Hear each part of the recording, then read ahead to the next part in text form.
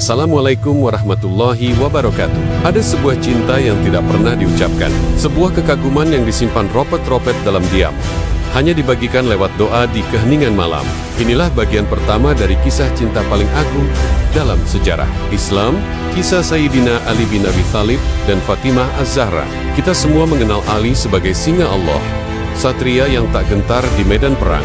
Namun, dalam video ini, kita akan melihat sisi lain dari Ali. Sisi di mana ia adalah seorang pemuda yang hatinya bergetar karena akhlak mulia seorang wanita. Kita akan menyaksikan momen ketika cinta itu pertama kali bersemi, saat Ali melihat keberanian Fatimah membela ayahnya di Ka'bah. Namun, kita juga akan merasakan perjuangan batin yang ia hadapi. Cinta itu terhalang oleh dinding kemiskinan. Ali merasa tak pantas. Ia tak memiliki apa-apa selain baju besi, pedang, dan seekor unta tua. Bagaimana bisa seorang satria yang pemberani menjadi begitu rapuh karena cinta? Ikuti bagian pertama ini sampai akhir untuk menyelami kedalaman cinta dalam diam Sayyidina Ali dan memahami mengapa ia memilih memendam perasaannya begitu lama. Baiklah sahabat Zahra Story semua, mari kita perbanyak sholawat Nabi Muhammad SAW dan istighfar, memperbaiki sholat dan memperbanyak sedekah. Semoga hidup kita menjadi berkah. Amin. Jangan lupa like, komen, share, dan subscribe jika konten ini bermanfaat. Bismillah, mari kita mulai ceritanya. Kisah ini dimulai jauh sebelum Madinah berdiri sebagai pusat peradaban.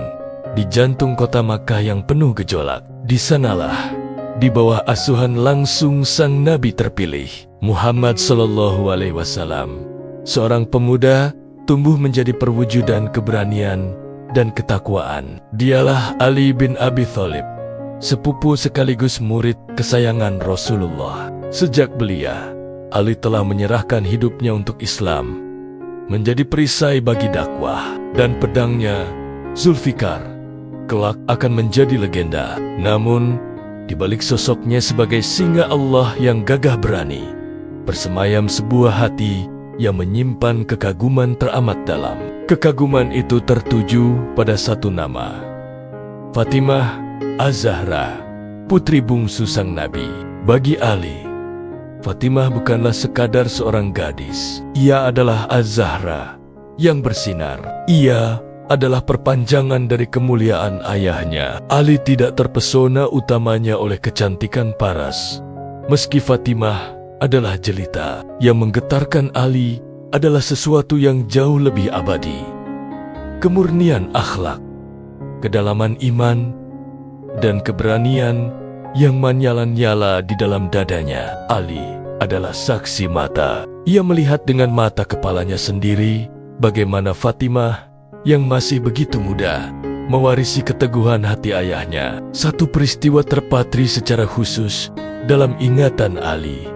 Hari itu, panas Makkah terasa membakar ubun-ubun. Rasulullah SAW sedang bersujud khusyuk di sisi Ka'bah. Ali, yang juga berada tak jauh dari sana, mengawasi dengan waspada. Tiba-tiba, gerombolan pemuka Quraisy yang dipimpin oleh Uqbah bin Abi Mu'aid mendekat dengan niat jahat. Mereka membawa kotoran unta yang baru disembelih, dan dengan tawa mengejek, mereka menumpahkannya ke atas punggung mulia Rasulullah yang tengah bersujud. Sang Nabi tetap diam dalam sujudnya, menahan beban fisik dan hinaan yang menyakitkan. Para sahabat yang ada di sana tertegun, sebagian tak berdaya melawan kekuatan para pembesar itu. Ali sendiri, meski usianya masih muda, mengepalkan tangannya, siap menerjang.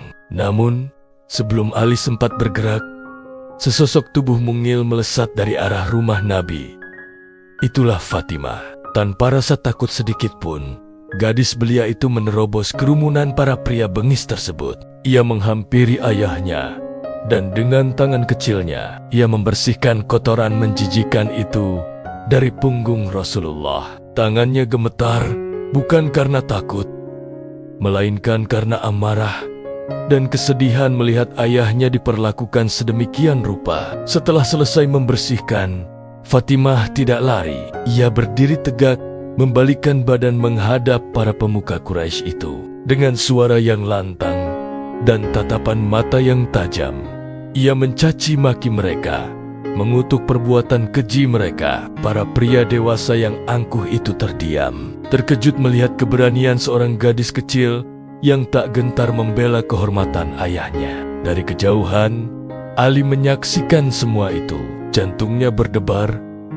Itu bukan debaran adrenalin perang yang biasa ia rasakan. Ini adalah debaran kekaguman. Ia melihat keberanian yang berbeda. Keberanian Fatimah bukanlah keberanian fisik semata, melainkan keberanian yang lahir dari cinta yang murni dan iman yang kokoh. Di mata Ali, Fatimah adalah seorang kesatria dalam wujud yang paling lembut. Momen heroik di pelataran Ka'bah itu mengukir nama Fatimah di relung hati Ali yang paling dalam. Sejak saat itu, cinta dan kekaguman itu tumbuh, namun ia memilih untuk menyimpannya rapat-rapat. Ia sadar, mencintai putri seorang nabi adalah urusan langit, bukan sekadar urusan hati di bumi. Ia memilih untuk mencintainya dalam diam, dalam doa, dalam setiap tetes keringat perjuangannya membela ayah sang terkasih.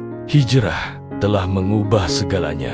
Umat Islam telah menemukan rumah baru di Madinah Al-Munawwarah. Persaudaraan dijalin, masjid dibangun, dan tatanan masyarakat baru mulai terbentuk. Ali bin Abi Thalib, sebagaimana mestinya, selalu berada di garis terdepan. Ia adalah pahlawan dalam setiap pertempuran, pekerja tak kenal lelah dalam membangun komunitas. Namun, satu hal tidak berubah. Kondisi ekonominya. Ali adalah lambang kesederhanaan, jika tidak mau disebut kemiskinan. Ia adalah pemuda yang tumbuh besar dalam asuhan Rasulullah, bukan sebagai seorang saudagar atau pemilik kebun kurma yang luas. Cinta yang ia sembunyikan sejak di Makkah, kini di Madinah, menghadapi ujian yang lebih nyata. Fatimah Az-Zahra telah tumbuh menjadi seorang gadis yang sempurna, panutan bagi para wanita muslimah. Kabar tentang kemuliaan akhlaknya, kecerdasannya, dan kelembutannya tersebar ke seluruh penjuru kota. Wajar jika ia menjadi dambaan setiap pria beriman. Ali tahu itu, dan setiap kali ia mendengar pujian tentang Fatimah, hatinya berdesir antara bahagia dan cemas. Bahagia karena wanita yang dikaguminya memang pantas mendapat pujian itu. Cemas karena ia sadar siapa dirinya. Kegalauan itu seringkali datang di keheningan malam Madinah. Setelah seharian bekerja keras mengangkut air atau membantu di pasar, Ali akan kembali ke pondok sederhananya. Ia akan duduk dan merenung. Pandangannya akan tertuju pada satu satania, harta yang ia anggap berharga. Di satu sudut, tersandar pedang Zulfikar, warisan yang kelak melegenda. Namun saat itu ia adalah hanya sebuah pedang. Di sudut lain, tergeletak baju besi Nyadir yang telah menemaninya dalam perang Badar. Baju besi yang telah penyok di beberapa bagian, saksi bisu perjuangannya. Dan di luar, terikat seekor unta tua yang ia gunakan untuk mengangkut air. Itulah seluruh kekayaan dunianya. Bagaimana mungkin, bisik hatinya, bagaimana mungkin seorang yang hanya memiliki pedang, baju besi usang, dan seekor unta tua berani bermimpi untuk bersanding dengan wanita termulia di dunia, putri dari manusia paling mulia, Rasulullah SAW. Justru sebaliknya, itu adalah rasa haya malu yang lahir dari kesadaran diri yang mendalam. Ia merasa tidak pantas. Ia tidak ingin membebani Rasulullah. Ia tidak ingin menempatkan Fatimah dalam kesulitan. Ia membayangkan para sahabat lain, Abu Bakar yang dermawan dan sukses, Umar yang disegani, Utsman yang kaya raya, Abdurrahman bin Auf yang hartanya melimpah ruah. Mereka semua dalam timbangan duniawi jauh lebih pantas. Perasaan itu memaksanya untuk memendam cintanya lebih dalam lagi. Ia mengunci ropet-ropet perasaannya dalam sebuah kotak yang hanya ia dan Allah yang tahu isinya. Ali memilih jalan kesatria yang paling sunyi, menyerahkan segalanya kepada takdir ilahi. Ia meyakini satu hal, jika Allah menakdirkan Fatimah untuknya, maka tak ada satu kekuatan pun di bumi yang bisa menghalangi. Namun jika tidak, maka cukuplah baginya mencintai dalam diam, menjaga kehormatan sang putri dengan tidak mengumbar perasaannya. Ia menyibukkan diri, ia mencurahkan seluruh tenaganya untuk jihad, untuk menuntut ilmu di sisi Rasulullah, untuk berkhidmat kepada umat. Setiap kali kerinduan itu datang, ia mengubahnya menjadi doa. Ya Allah, Engkau tahu apa yang tersembunyi di hati ini. Berikanlah yang terbaik untuk Fatimah. Meski itu bukan aku. Kesabaran Ali dalam diam adalah bentuk cintanya yang paling. Hari-hari di Madinah berjalan seperti biasa, namun di udara terasa ada sebuah penantian. Fatimah Az-Zahra, sang putri Nabi, telah mencapai usia yang pantas untuk menikah. Bagi para sahabat, ini adalah kesempatan emas untuk menyambung tali kekerabatan dengan manusia paling mulia, Rasulullah SAW. Siapapun yang menjadi suami Fatimah, ia akan mendapatkan kehormatan yang tak ternilai. Ali bin Abi Thalib merasakan atmosfer ini lebih dari siapapun. Hatinya yang selama ini berusaha ia tenangkan, kini kembali bergemuruh dalam kecemasan. Ia tahu babak baru yang paling menguji kesabarannya akan segera dimulai. Dan benar saja, kabar itu datang bagai embusan angin yang seketika menjadi badai di kalangan para sahabat. Sosok pertama yang memberanikan diri maju adalah sahabat yang paling dekat kedudukannya dengan Nabi, Sayyidina Abu Bakar As-Siddiq. Beliau adalah Atta Es-Sani Itsnain, yang kedua dari dua orang ketika di dalam gua, sahabat hijrah Nabi, dan seorang saudagar sukses yang telah mengorbankan seluruh hartanya untuk dakwah. Sosok yang paling dicintai Rasulullah setelah Khadijah dan Aisyah. Ketika Ali mendengar kabar bahwa Abu Bakar telah menghadap Rasulullah untuk meminang Fatimah, dunianya seakan runtuh, hatinya menciut. Tentu saja, batinnya berbisik getir. Siapa yang lebih pantas dari Abu Bakar? Beliau adalah sahabat setia yang imannya tak tertandingi. Beliau adalah mertua Nabi. Tentu Rasulullah akan menerimanya dengan tangan terbuka. Habislah sudah harapanku. Ali menunduk, berusaha menerima kenyataan bahwa takdir yang ia pasrahkan kini telah menunjukkan wujudnya. Dan wujud itu bukanlah dirinya. Ia membayangkan pernikahan itu, membayangkan kebahagiaan Fatimah bersama seorang pria yang begitu mulia dan mapan. Meski hatinya perih, ia turut mendoakan kebahagiaan mereka. Namun, takdir Allah memiliki rencananya sendiri. Beberapa waktu kemudian, kabar yang lebih mengejutkan beredar. Rasulullah SAW menolak lamaran Abu Bakar. Penolakan itu dilakukan dengan cara yang paling halus dan penuh hormat. Diriwayatkan bahwa Rasulullah hanya berkata, "Wahai Abu Bakar, perkaranya Fatimah masih menunggu ketetapan Allah." Abu Bakar dengan kebesaran hatinya memahami isyarat itu dan mundur dengan lapang dada. Ali yang mendengar kabar ini tertegun.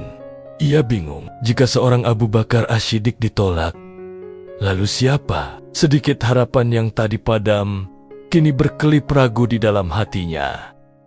Kekagetan itu belum usai. Tak lama berselang, datanglah sosok besar kedua dalam Islam, seorang yang ketegasannya dalam membela kebenaran telah menjadi benteng bagi umat. Dialah Sayyidina Umar bin Khattab Al-Faruq. Umar, dengan karakter yang lugas dan pemberani, juga datang menghadap Rasulullah dengan maksud yang sama, meminang Fatimah Az-Zahra. Sekali lagi, Ali merasakan dinding keminderan itu menjulang tinggi. Umar adalah Al-Faruq, sang pembeda antara yang hak dan batil. Islam menjadi kuat karena kehadirannya. Jika Abu Bakar ditolak, mungkin Umarlah orangnya, pikir Ali. Ia kembali mempersiapkan hatinya untuk kemungkinan terburuk. Dan untuk kedua kalinya, jawaban yang sama terdengar dari lisan mulia Rasulullah. Lamaran Umar bin Khattab pun ditolak dengan kelembutan yang sama. Perkaranya masih menunggu ketetapan Allah. Madinah kini diliputi tanda tanya besar. Dua sahabat utama, dua pilar terkuat umat Islam, dua calon mertua idaman, keduanya ditolak. Ali bin Abi Thalib semakin terbenam dalam kebingungan. Penolakan ini adalah sebuah misteri. Apa yang sebenarnya Rasulullah tunggu? Atau siapa yang beliau tunggu? Kegalauan Ali kian memuncak, bercampur aduk antara harapan yang mustahil dan kenyataan yang tak terpahami. Misteri penolakan dua sahabat utama, Abu Bakar dan Umar, membuat suasana Madinah semakin penuh tanda tanya. Para sahabat mulai berbisik-bisik, mencoba menerka siapa gerangan pria beruntung yang dinanti-nanti oleh Rasulullah untuk menjadi menantunya. Sementara itu, Ali bin Abi Thalib semakin menarik diri. Baginya, jika Abu Bakar dan Umar saja ditolak, apalah artinya dirinya? Ia semakin yakin bahwa ia tak punya tempat dalam persaingan ini. Namun, ujian bagi hati Ali belum berakhir. Justru, ujian terberat secara materi baru saja akan datang. Gelombang peminang berikutnya datang dari kalangan yang tak kalah terpandang. Kali ini dari barisan para sahabat yang dikenal akan kekayaan mereka yang melimpah. Yang pertama adalah Sayyidina Abdurrahman bin Auf. Beliau adalah simbol kesuksesan dagang dan keberkahan rezeki di Madinah. Seorang muhajirin yang datang tanpa membawa apa-apa. Namun dengan keahlian bisnisnya, ia segera menjadi salah satu orang terkaya di kota itu. Abdurrahman bin Auf adalah sahabat yang dijamin masuk surga, dan kedermawanannya tak perlu diragukan lagi. Beliau datang menghadap Rasulullah dengan sebuah tawaran yang membuat siapapun akan terkesima. Beliau tidak datang dengan tangan hampa. Abdurrahman bin Auf menawarkan mahar yang luar biasa untuk Fatimah Az-Zahra, 100 ekor unta terbaik, semuanya bermata biru, yang merupakan unta paling mahal dan langka di Jazirah Arab. Tidak hanya itu, beliau juga menambahkan mahar berupa uang tunai seberat 10.000 dinar emas. Ini adalah sebuah tawaran yang secara materi tak tertandingi. Sebuah mahar yang bisa menjamin kehidupan Fatimah dalam kemewahan dan kenyamanan seumur hidupnya. Ketika berita tentang mahar fantastis ini sampai ke telinga Ali, ia hanya bisa tersenyum getir. Habis sudah. Inilah akhirnya. Jika sebelumnya ia minder karena status, kini ia tergilas oleh realita materi. Apa yang bisa aku tawarkan? Batinnya, pedangku, baju besiku, dibandingkan dengan 100 unta dan 10.000 dinar. Semua itu tak lebih dari debu.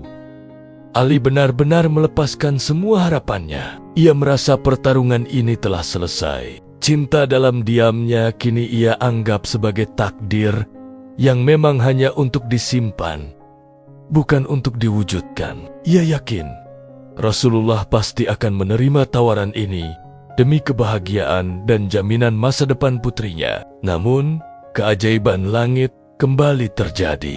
Rasulullah Shallallahu Alaihi Wasallam dengan senyum yang sama tenangnya mendengarkan tawaran menggiurkan itu, dan kemudian dengan kelembutan yang sama pula beliau menolaknya. Rasulullah sama sekali tidak tergiur dengan gemerlap dinar dan kemegahan 100 unta. Jawaban beliau tetap sama, mengisyaratkan bahwa urusan putrinya adalah murni ketetapan langit. Penolakan ini mengguncang Madinah. Para sahabat benar-benar tak habis pikir. Abu Bakar ditolak, Umar ditolak, dan kini Abdurrahman bin Auf dengan segala kekayaannya pun ditolak. Pesan apa yang sebenarnya ingin disampaikan oleh Rasulullah seakan belum cukup. Datanglah peminang keempat, sosok yang tak kalah mulia dan kaya raya, Sayyidina Utsman bin Affan. Beliau bergelar Zunurain, pemilik dua cahaya, karena telah menikahi dua putri Rasulullah, Ruqayyah. Lalu setelah wafat Ummu Kulsum, Utsman, yang juga dikenal karena kedermawanan dan sifat pemalunya yang luar biasa, datang dengan harapan. Mungkin karena kedekatannya yang sudah terjalin sebagai menantu, lamarannya akan diterima. Namun, takdir tetap berpihak pada penolakan. Lamaran Utsman pun dijawab dengan kehalusan yang sama. Kini, Seluruh peminang terbaik dan terkaya di Madinah telah maju, dan semuanya mundur dengan tangan hampa. Fenomena ini menimbulkan pertanyaan besar di kalangan sahabat. Mengapa semua peminang terbaik dan terkaya ditolak? Jelas sudah bahwa Rasulullah tidak mencari status, kedudukan, ataupun harta. Ada sesuatu yang lain, sesuatu yang lebih agung yang beliau cari. Dan di tengah kebingungan itu, beberapa pasang mata sahabat mulai beralih, mencari satu sosok yang selama ini hanya diam. Sosok satria pemberani yang miskin, yang paling dekat dengan Nabi sejak kecil. Pandangan mereka tertuju pada Ali bin Abi Thalib. Semua peminang terbaik dan terkaya telah ditolak. Sebuah misteri besar di Madinah. Langit seakan sedang menanti satu orang. Di bagian akhir, kita akan menyaksikan momen paling mendebarkan. Langkah keberanian sang satria miskin. Akankah Ali akhirnya maju? Dan apa mahar yang akan ia persembahkan? Nantikan episode akhir dari kisah ini ya. Dan Anda bisa melihat cerita-cerita pada channel ini ya. Insyaallah bermanfaat. Jangan lupa subscribe ya. Mohon maaf apabila terdapat kesalahan dan kehilafan dalam narasi maupun visualisasi ilustrasi. Kisah ini dirangkum dari berbagai sumber terpercaya, termasuk kitab-kitab sirah nabawiyah dan manaqib para sahabat. Penolakan beruntun terhadap 4 sahabat paling terkemuka di Madinah menjadi topik utama. Di sudut-sudut masjid, di pasar, dan dalam perkumpulan kecil, orang-orang bertanya-tanya. Namun, bagi sebagian sahabat yang memiliki firasat tajam, penolakan ini bukanlah akhir, melainkan sebuah isyarat. Mereka mulai menyadari satu hal. Rasulullah SAW sikonakan sedang menjaga putrinya untuk seseorang yang spesifik. Dan siapa lagi yang lebih dekat dengan rumah tangga Nabi selain Ali bin Abi Thalib? Beberapa sahabat Ansyar dan juga sahabat dekat Ali, seperti Salman Al-Farisi, mulai memperhatikan kegelisahan Ali. Mereka melihat bagaimana Ali berusaha menyibukkan diri, bagaimana ia selalu menunduk setiap kali nama Fatimah disebut pasca rentetan lamaran itu. Mereka tahu, di balik diamnya sang singa, ada hati yang sedang berjuang menahan gejolak. Mereka memutuskan untuk bertindak. Suatu hari, beberapa sahabat mendatangi Ali yang sedang beristirahat setelah bekerja. "Wahai Ali," sapa salah seorang dari mereka, mungkin Sa'id bin Mu'adz, dengan nada bersahabat, "Engkau adalah satria Allah, pemuda yang paling awal masuk Islam, dan engkau adalah kerabat terdekat Rasulullah. Mengapa engkau hanya diam?" Ali mengangkat wajahnya, bingung dengan arah pembicaraan itu. "Apa maksudmu?" tanyanya. "Semua orang telah maju melamar Fatimah," lanjut sahabat itu. "Abu Bakar, Umar, Abdurrahman, dan Utsman. Mereka semua ditolak. Kami perhatikan, Rasulullah seakan sedang menunggu seseorang, dan kami yakin orang itu adalah engkau, wahai Ali.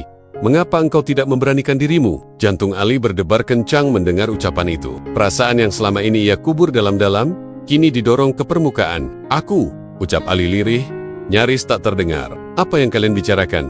Kalian tahu siapa aku? Aku tidak memiliki apa-apa. Bagaimana mungkin aku berani meminang putri beliau? Sementara yang jauh lebih baik dan lebih kaya dariku telah ditolak." Para sahabat itu tersenyum. "Justru karena itulah Ali, penolakan itu adalah bukti bahwa Rasulullah tidak mencari dunia. Beliau mencari ketakwaan dan kedekatan. Dan siapa yang lebih takwa dan lebih dekat dengan beliau selain dirimu? Yang tumbuh besar di kamar beliau, beranikanlah dirimu. Majulah, kami yakin ini adalah saatnya." Kata-kata itu bagaikan air sejuk yang menyirami harapan. Ali yang telah layu. Benarkah demikian? Benarkah penolakan itu adalah isyarat untuknya? Sebuah keberanian baru mulai tumbuh, didorong oleh keyakinan teman-temannya. Ia teringat bagaimana Rasulullah selalu memuliakannya. "Jika aku miskin, bukankah Rasulullah yang membesarkanku? Beliau tahu siapa aku." Batinnya menguat. Setelah mengumpulkan segenap keberanian yang ia miliki, lebih besar dari keberanian yang ia perlukan untuk maju ke medan perang, Ali pun melangkahkan kakinya. Ia berjalan seorang diri menuju rumah Rasulullah SAW. Setiap langkah terasa begitu berat. Jantungnya berdebar lebih kencang daripada saat menghadapi musuh di perang Badar. Pikirannya berkecamuk. Apa yang harus ia katakan? Bagaimana jika ia juga ditolak? Bagaimana jika ia salah mengartikan semua ini? Sesampainya di depan pintu rumah Nabi, kegugupan itu melumpuhkannya. Ia memberi salam, dan Rasulullah menyambutnya dari dalam. Ali masuk dan duduk di hadapan sang Nabi. Namun lidahnya keluh. Ia, yang di medan perang, suaranya menggetarkan musuh, kini tak mampu mengucapkan sepatah kata pun. Ia hanya menunduk, memainkan jemarinya. Seluruh keberaniannya seakan menguap di hadapan haibah wibawa Rasulullah. Rasulullah SAW, dengan kelembutan seorang ayah dan kearifan seorang nabi, tersenyum. Beliau tahu persis apa yang bergejolak di hati pemuda yang telah ia anggap seperti putranya sendiri itu. "Wahai Ali," sapa Rasulullah dengan lembut, memecah keheningan. "Sepertinya ada keperluan penting yang membawamu kemari?" Ali mengangkat wajahnya, memberanikan diri menatap mata teduh itu. Ia menarik napas dalam-dalam. "Ya, Rasulullah," suaranya bergetar, hampir tak terdengar. "Engkau tahu, engkau yang membesarkanku, engkau tahu keadaanku." Ali masih berputar-putar, tak sanggup langsung ke intinya. Rasulullah tersenyum lagi, semakin lebar. "Ada apa, wahai Ali?" kata-kata. Akhirnya, dengan sisa-sisa keberaniannya, Ali mengucapkannya. "Ya Rasulullah, aku datang untuk melamar putrimu, Fatimah Az-Zahra." Hening sejenak. Ali menunduk dalam, siap mendengar jawaban apapun, termasuk penolakan. Namun, yang ia dengar adalah suara Rasulullah yang tenang, namun kali ini terdengar begitu bahagia. "Ahlan wa sahlan, selamat datang," ucap Rasulullah. Kemudian, beliau bertanya dengan nada praktis seorang ayah. "Sebuah pernikahan memerlukan mahar.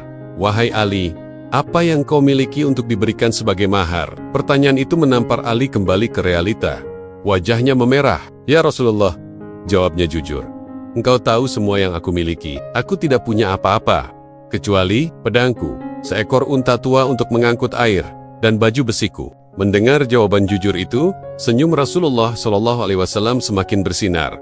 "Wahai Ali," kata beliau, "pedangmu kau butuhkan untuk berjihad di jalan Allah. Untamu kau butuhkan untuk mencari nafkah dan mengangkut air bagi keluargamu. Namun, baju besimu, jualah baju besimu itu sebagai mahar." Ali tertegun. Diterima. Lamarannya diterima. Perasaan lega dan bahagia yang tak terhingga membanjiri hatinya. Ia segera pamit, berlari mencari sahabat untuk menjual baju besinya. Baju besi itu akhirnya dibeli oleh Sayyidina Utsman bin Affan seharga 400 dirham. Uang itulah yang kemudian ia serahkan kepada Rasulullah sebagai mahar suci untuk wanita yang namanya selalu ia jaga dalam diam. Bab 6.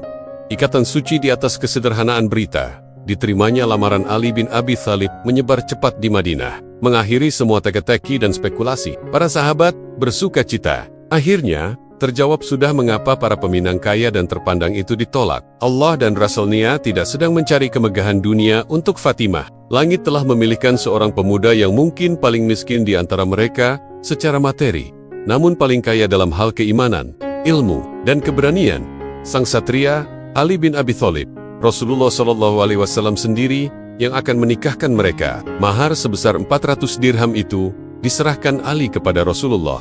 Sebagian uang itu digunakan oleh Nabi untuk membeli beberapa perlengkapan rumah tangga yang paling dasar. Tak ada pesta yang mewah, tak ada arak-arakan yang megah. Pernikahan itu adalah perayaan kesederhanaan yang agung. Rasulullah SAW mengundang para sahabat untuk sebuah walimah pesta pernikahan sederhana, hanya berisi sedikit gandum, kurma, dan keju. Namun, keberkahan doa dari sang Nabi membuat hidangan sederhana itu terasa lebih nikmat dari jamuan raja manapun. Rasulullah memegang tangan Fatimah, lalu meletakkannya di atas tangan Ali.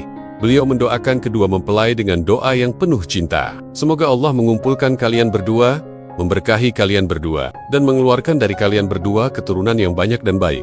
Dengan doa itulah, dimulailah sebuah rumah tangga yang kelak akan menjadi salah satu rumah tangga paling mulia dalam sejarah Islam.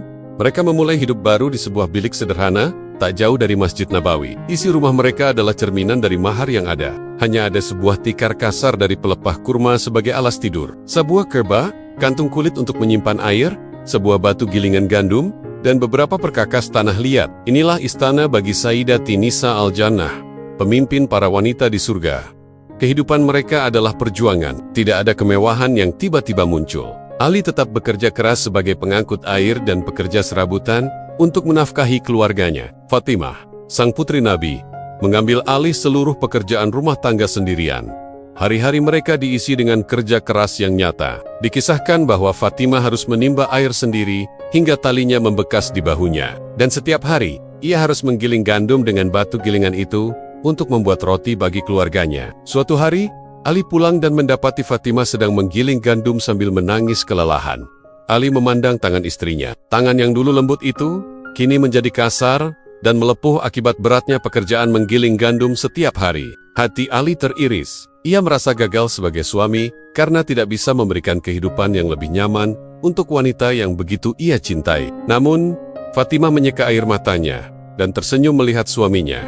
"Jangan bersedih, wahai Ali," katanya lembut. Kelelahan ini adalah saksi perjuangan kita di jalan Allah. Kesulitan itu tak pernah mengurangi kemuliaan cinta mereka. Justru, keterbatasan itu mengikat mereka dalam perjuangan dan kesabaran bersama. Rumah mereka mungkin kosong dari perabot dunia, namun selalu penuh dengan cahaya Al-Quran dan kehangatan tahajud bersama. Kisah mereka menjadi hikmah abadi bagi kita semua. Inilah pelajaran paling indah tentang cinta dalam diam. Cinta yang murni adalah cinta yang tidak perlu diumbar sebelum waktunya. Ali memilih untuk mencintai Fatimah dalam diam, karena ia menghormati kesucian wanita yang dicintainya. Ia tidak berani melangkah sebelum ia siap, dan ia menyerahkan segalanya kepada ketentuan Allah. Ia menjaga cintanya dengan doa, bukan dengan nafsu. Dan ketika para peminang terkaya di dunia ditolak, itu adalah pesan dari langit bahwa Allah sedang menjaga takdir suci itu. Kisah Ali dan Fatimah mengajarkan kita bahwa kekayaan materi tidak pernah dan tidak akan pernah menjadi tolok ukur utama dalam sebuah ikatan suci.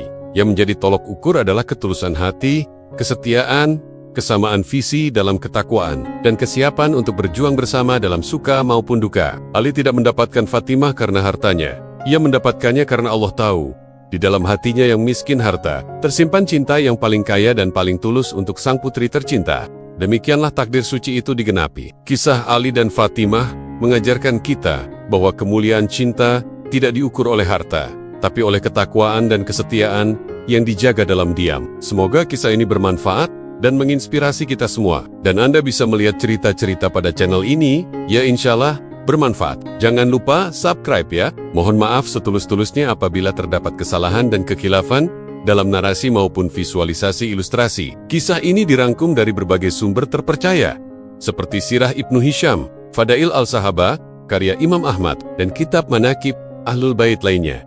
Terima kasih sudah menonton sampai akhir. Wassalamualaikum warahmatullahi wabarakatuh.